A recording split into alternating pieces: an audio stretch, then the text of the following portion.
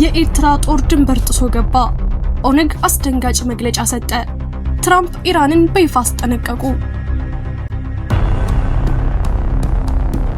ሰበር ዜና የኤርትራ ጦር የኢትዮጵያን ድንበር ጥሶ ገባ።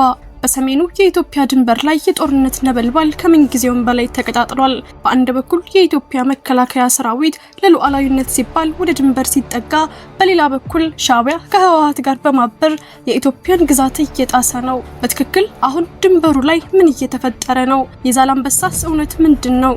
ዝርዝሩን በቀዳሚነት እናስደምጣችኋለን። በሌላ በኩል ኦነግ የምርጫውን ውጤት ተከትሎ በሀገሪቱ የፖለቲካ አቅጣጫ ላይ አነጋጋሪ መግለጫ ሰጠ። ፓርቲው የሀገሪቱ ችግር በምርጫ ብቻ አይፈታም በማለት ሀቀኛ ድርድር እንዲደረግ ጥሪ አቅርቧል። በአዲስ አበባ 2 መቀመጫዎችን ብቻ በማግኘቱ የተደመመው የኦነግ ፓርቲ ምን አዲስ ነገር ይዞ መጣ? በኦሮሚያና በመላው ሀገሪቱስ ምን አይነት የፖለቲካ ለውጥ ሊያመጣ ይችላል? ሙሉ መረጃውን በዝርዝር እንቃኛለን። ከውጭ ዜና የመካከለኛው ምስራቅ ሰማይ በጥቁር ደመና ተሸፍኗል። አሜሪካና ኢራን በኒውክሌር ጉዳይ ዙሪያ የሚያደርጉት ድርድር በቅጽበት ወደ ፍጥጫ ተቀይሯል። ፕሬዝዳንት ዶናልድ ትራምፕ ኢራን ካልተስማማች ድርድሩን አሁኑኑ እሰርዘዋለሁ ሲሉ ጠንካራ ማስጠንቀቂያ ሰጥተዋል። በሌላ በኩል ደግሞ ተቃራኒ መረጃዎች ከቴህራን እየወጡ ነው። ዝርዝሩን ይዘናል። አብራችሁን ቆዩ። ሰላም ውድ ቤተሰቦች እንደምን አላችሁ?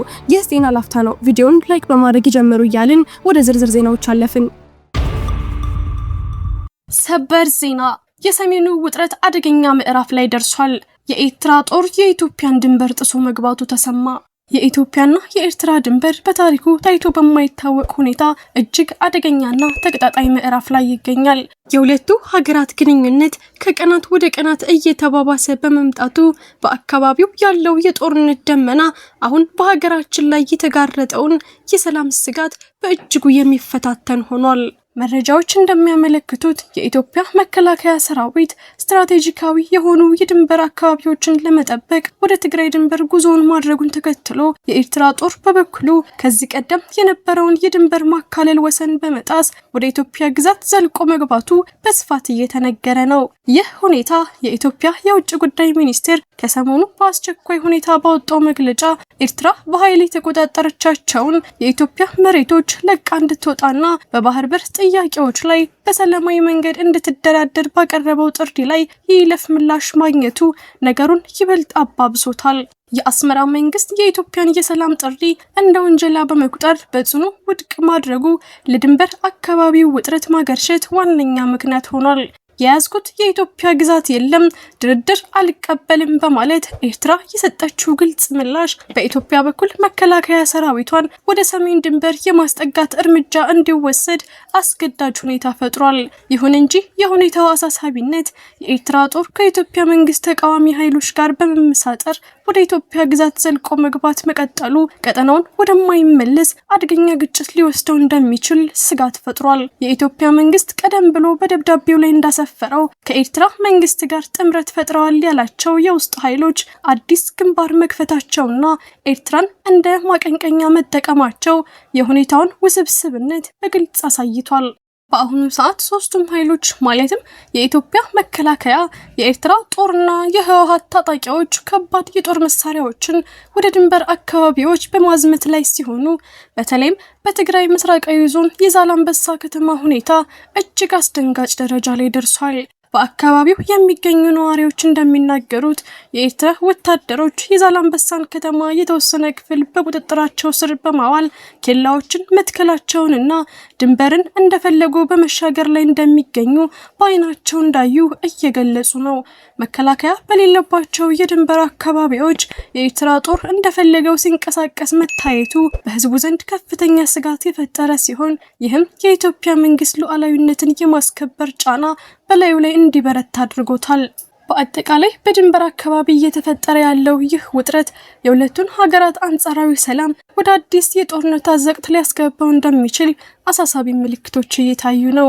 የኤርትራ ኃይሎች ድንበር ጥሰው መግባታቸውና በየአካባቢው የራሳቸውን ኬላዎች መትከላቸው በሁለቱ ሀገራት መካከል ያለው የዲፕሎማሲ መንገድ መዘጋቱን አመላካች ነው። መላው የኢትዮጵያ ህዝብና የዓለም ማህበረሰብ ይህ በአፍታ ሊቀጣጠል የሚችለው የድንበር ግጭት ወደ ሙሉ ጦርነት እንዳያመራ በጉጉትና በስጋት የሁኔታውን መዳረሻ እየተከታተለ ይገኛል። በቀጣይ ቀናት የኢትዮጵያ መንግስት የሚወስደው እርምጃና የኤርትራ ምላሽ የሰሜኑን ቀጠና እጣ ፋንታ የሚወስን ወሳኝ ምዕራፍ ይሆናል።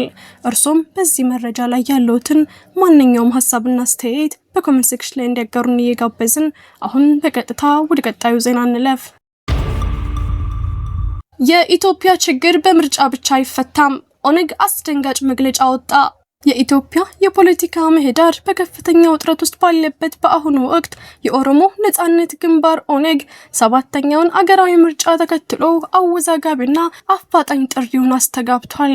ድርጅቱ በምርጫ ውጤት ብቻ የሀገሪቱ የዘመናት የፖለቲካና የሰላም ችግሮች ሊፈቱ እንደማይችሉ በይፋ አስታውቋል። በተጠናቀቀው ምርጫ በአዲስ አበባ ከተማ ምክር ቤት 2 መቀመጫዎችን ብቻ ማግኘቱን የገለጸው ኦነግ በፌዴራልም ሆነ በኦሮሚያ ክልል ምክር ቤት ምንም አይነት ውክልና አለማግኘቱ ለድርጅቱ የፖለቲካ ትግል አዲስ ምዕራፍ ሆኗል።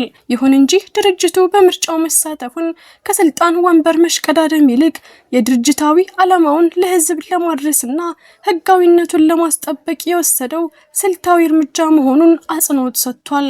ኦነግ ባወጣው መግለጫ አሸናፊው ፓርቲ የሀገሪቱን ህልውና አደጋ ላይ የጣለውን ችግር ለመፍታት ከምርጫው ውጤት ባሻገር ሀቀኛ ድርድር እንዲጀምር ግፊት አድርጓል።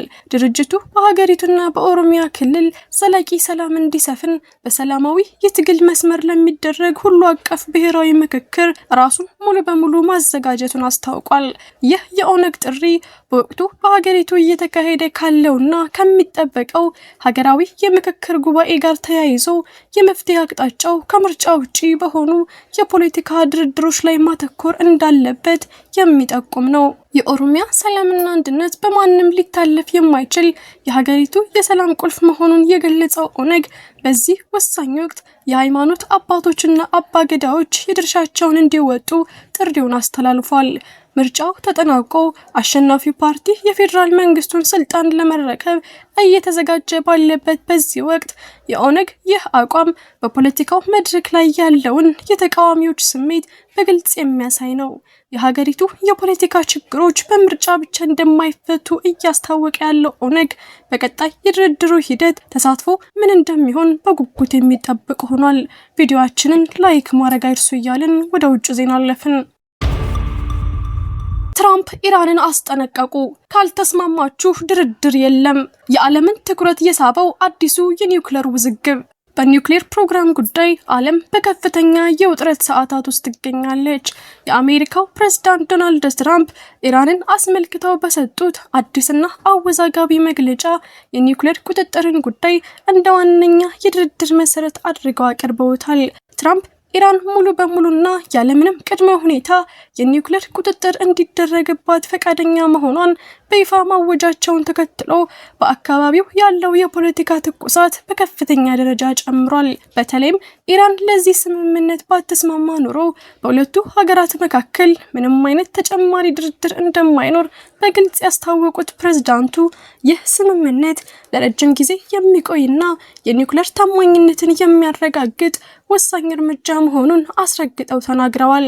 ይሁን እንጂ በሁለቱ ወገኖች መካከል ያለው መረጃ ግልጽ ያልሆነና እርስ በርስ የሚጋጭ ሆኖ ቀጥሏል። የኢራን የውጭ ጉዳይ ሚኒስትር ኢስማኤል ባጋይ ዓለም አቀፍ ተቆጣጣሪዎች ወደ ሀገሪቱ እንዲገቡ ፈቃድ እንዳልተሰጠ በማስተባበል የትራምፕን ንግግር ውድቅ አድርገውታል።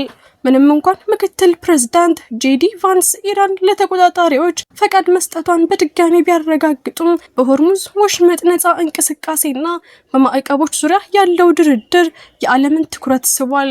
የትራምፕ ኢራን የኒውክሌር ቁጥጥር ካልፈቀደች ሌላ አማራጭ የለም የሚለው ጠንካራ አቋም በቀጣይ ቀናት በመካከለኛው ምስራቅ የሚታየው የዲፕሎማሲያዊ እንቅስቃሴ ወሳኝ መሆኑን የሚያሳይ ሆኗል።